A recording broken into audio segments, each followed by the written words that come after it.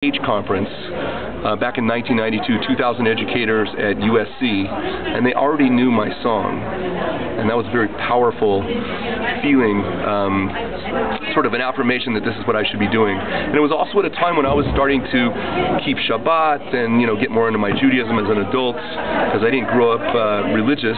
So as I started connecting more, it started influencing my music, and it was a sort of a cycle. So did you grow up Reform or conservative? Conservative, yeah. Okay. And when did you realize you wanted to enter the music career?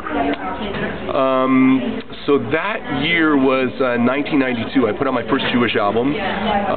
Thank God it did really well. And 94, I put out my second album. And I would say by about 95, I transitioned into doing this full time. At that point, I was on a tour that was about a 50-city tour every year that I'm still on to this date. And in my recording studio, I record all sorts of secular artists, but more and more Jewish artists and more Jewish music. So it just sort of became my thing. How many albums and how many songs? I don't know how many songs, because I think it's over 2,000. I write songs a lot. And my latest album, The Promise, is my 24th album.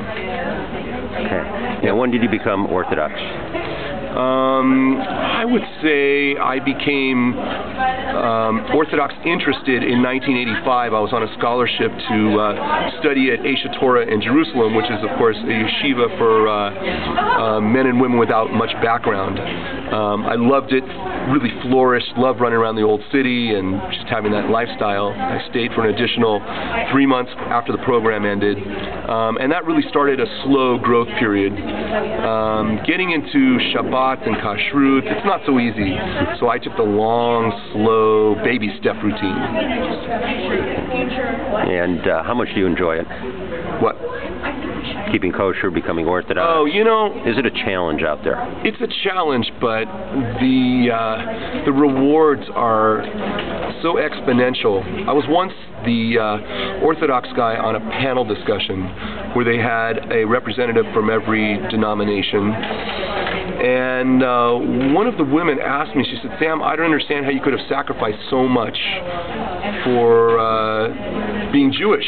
Like, how could it be worth it?" And my response to her was, well, when you buy a lottery ticket, you have to sacrifice $1 or $2.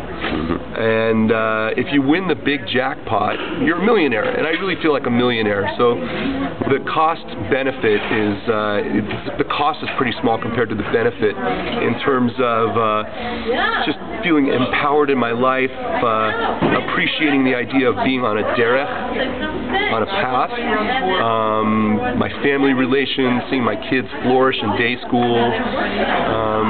There's no price that. How old are your kids now? They are now 13, 16, and 17. Okay.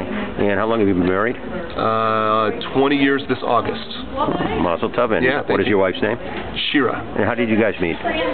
We met on a mountain bike ride in Catalina. We were raising money for the American Lung Association, one of those getting paid per mile that you rode. And I just kept noticing her over the course of the ride, of the 3-day ride. So the last day I snuck in the lunch line so I could properly get to know her. How often have you been to Israel?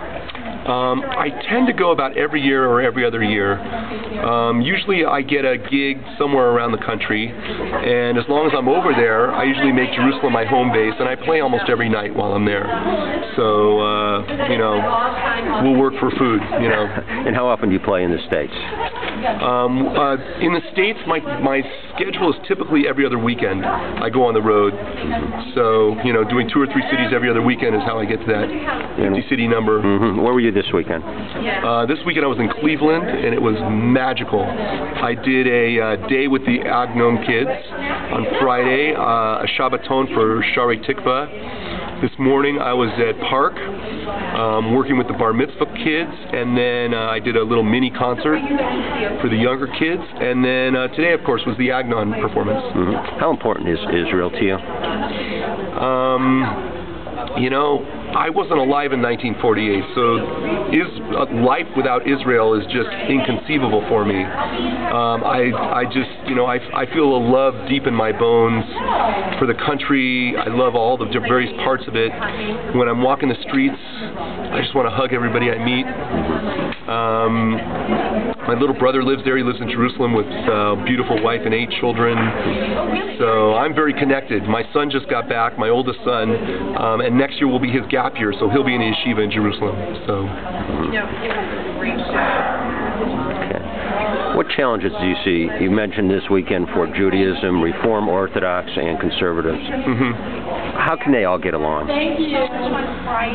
So, I think in any relationship, if you focus on the things that divide you, you're going to be divided. And if you focus on the things that bring you together, you'll find possibilities for togetherness. So I really believe there is so much that brings us together. Obviously a love of culture, music, dance.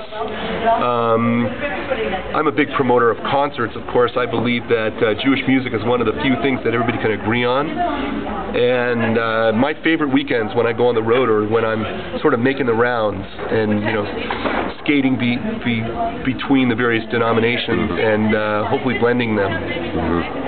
The Middle East situation, do you ever see peace coming?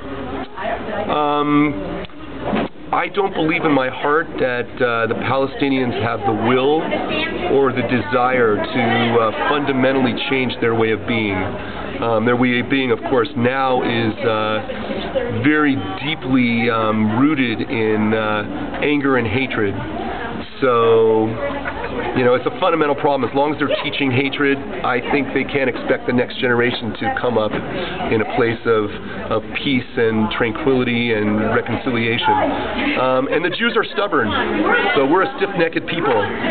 So it really takes 2 to tango, but I really believe that the Jews are sincere and have been sincere in the past. And the Palestinians lack the will and the leadership, the inner resolve to let bygones be bygones and find common ground. Can Sam Glaser music help on both sides? I would like to think so.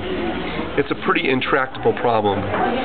So once in a while I'm on stage with Palestinians or Muslim musicians, and I really like those opportunities for unity. And I should also state for the record that in all my times in Israel, whenever I go, I love all the Arabs I meet. I meet great people. I meet sweet people. I was just in Hawaii shopping for shells, you know, conch shells and all those. And the man came up to me, he saw my yarmulke, and he says, "You and I were cousins." It was a Palestinian guy who emigrated to the North Shore of Oahu. And he just wanted me to know that he felt like we were related deep in his heart. So all the bad people get all the press. So the last question, are you going to take the snow back with you? No. But I'm a big skier, so when I see all this snow, it really gets my appetite whet for finding some nice mountains to ski on. So I'm hoping to go to Utah and Colorado this season. So, was this the coldest and most brutal weekend that you've been in Cleveland ever? Yeah, I've never seen this kind of cold in Cleveland. This was definitely, you know, my walk from shul to the place I was dining was, you know, a little under a mile, but it was, you know, 16 degrees with a wind chill. And just to feel that cold on my face, I didn't have my scarf on right.